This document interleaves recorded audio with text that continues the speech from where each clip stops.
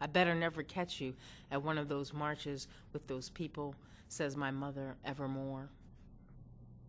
I was an organizer back when activists made phone calls.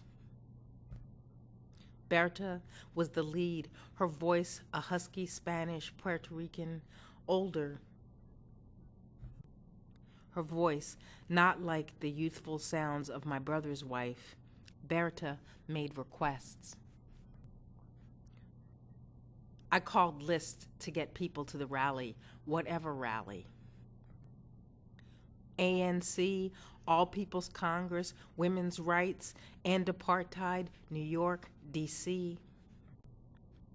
My mother understood the connections better than I did. One call for freedom would lead to another.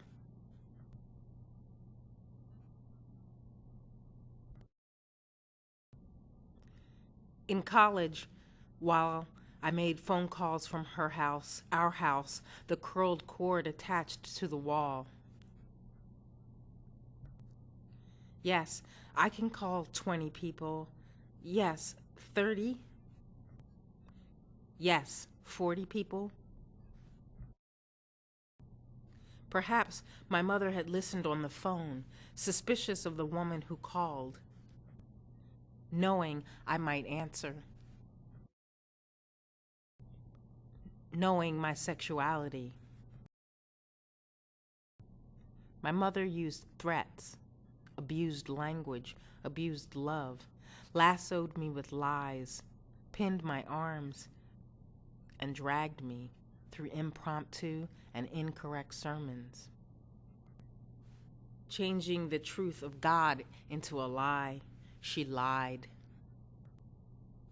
My mother's fears, my mother's intolerance threatened to lynch me, to tie me with the knot of pretense, the knot my brother wore the day he married his lesbian girlfriend. I better never catch you at that march with those people, says my mother evermore. For years, I refused to rally for my own life, even when I called others for theirs. I'm every woman, it's all in me. My spirit still spins, still dances, still glitters in the warehouse beats of thousands of women, safer in a safe space. We were all people of color, only people of color. We were not invisible. We were the other rainbow. Tall, short, wide and narrow, light skin and brown skin, curly hair, straight-haired, lipstick on lipstick. I'm every woman. It was the happiest day of my life. Then, on Mother's Day, her voice was the bump and sudden scratch of a needle ruining the black vinyl, tearing through the lyrics. They had that march with those people, she said to my two straight brothers and their wives, turning the bittersweet Mother's Day into bile. It was the first Mother's Day after my father's lost battle to cancer, only 10 weeks after his death, only 2 weeks since the rally, and I was as alone as I knew I would be. I'm every woman. Then my voice swelled like the crowd. That march with those people was beautiful.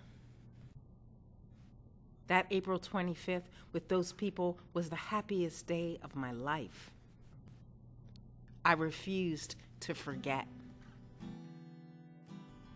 Tight blue jeans, thick black belts, white shirts, black shoes, we were wearing ourselves. Crisp with desire, rainbow flags and dog tags. Men in sailor suits, drag queens.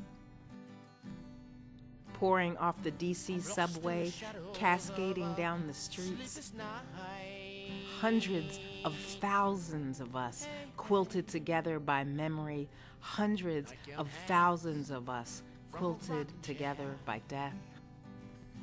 Hundreds of thousands of us honking our horns, stunned by exhilaration.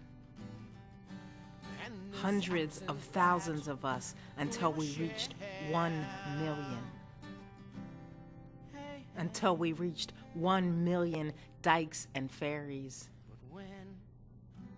1 million of us tipping the balance of the city. 1 million of us walking the side streets, holding hands above table and in candlelight. For the first time, the only time, I saw what it must be like to be straight, to be safe, to be the majority. We were everywhere. We were normal. We were eating, walking, talking, laughing, showing love in public.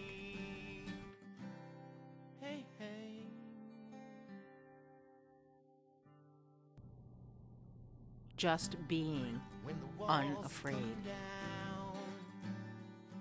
When the walls come down,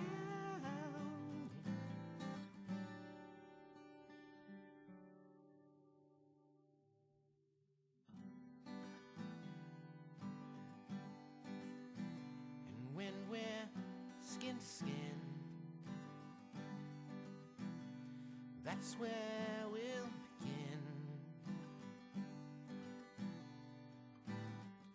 Explore the road maps of where we've been.